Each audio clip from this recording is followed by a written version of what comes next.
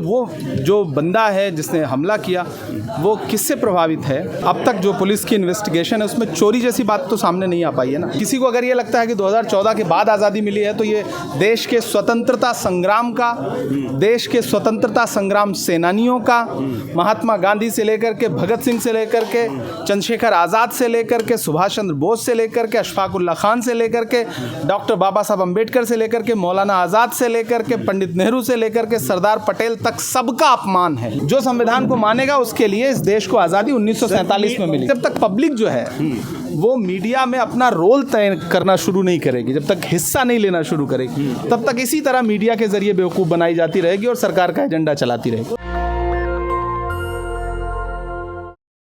बोल तो दिया है सारा कुछ। सर क्या आपको सच में लगता है कि ये जो सैफ अली खान के घर पे जो हमला हुआ ये कुमार विश्वास के स्टेटमेंट के बाद आया, जो उन्होंने दिया बयान इस सारे? मुझे ऐसा लगता है कि अब तक जो पुलिस की इन्वेस्टिगेशन है उसमें चोरी जैसी बात तो सामने नहीं आ पाई है ना। अभी तक कुछ ऐसा इन्वेस्टिगेट नहीं हुआ है, तो वो जो बंदा है जिसने हमला किया वो किससे प्रभावित है, पुलिस को बाकायदा जाँच करनी चाहिए। सर मोहन भागवत के बयान पर क्या कहना चाहेंगे, जिस प्रकार से वो कह रहे हैं कि राम मंदिर की प्राण प्रतिष्ठा ही सच्ची आज़ादी है देश की?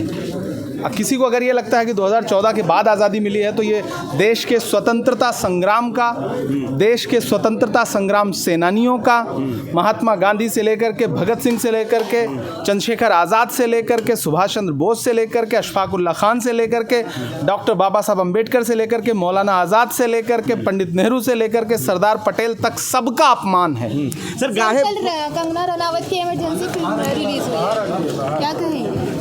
जिस फिल्म को ना मैं देखने जा रहा हूँ उसके बारे में क्यों कोई टिप्पणी? सर गाहे बेगाहे सर ऐसे बयान आरएसएस से आते ही रहते हैं। वो संविधान सर मंशा क्या है, क्या लगता है उनको क्लियर करना चाहिए? क्या वो संविधान को नहीं मानते क्या? जो संविधान को मानेगा उसके लिए इस देश को आज़ादी 1947 में मिली। सर मीडिया का जो स्वरूप है वो अभी आपको पता है क्या होना चाहिए कि मीडिया कुछ बदले, क्या लगता है आपको? देखिए, जब तक पब्लिक जो है वो मीडिया में अपना रोल तय करना शुरू नहीं करेगी, जब तक हिस्सा नहीं लेना शुरू करेगी, तब तक इसी तरह मीडिया के जरिए बेवकूफ़ बनाई जाती रहेगी और सरकार का एजेंडा चलाती रहेगी। Thank you.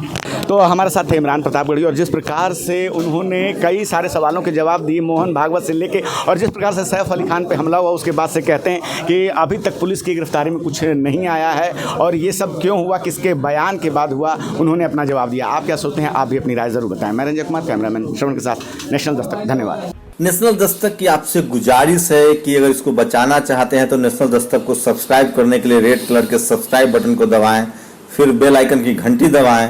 नेशनल दस्तक को बचाने के लिए बहुत जरूरी है कि हर खबर को शेयर करें, लाइक करें, कमेंट जरूर करें।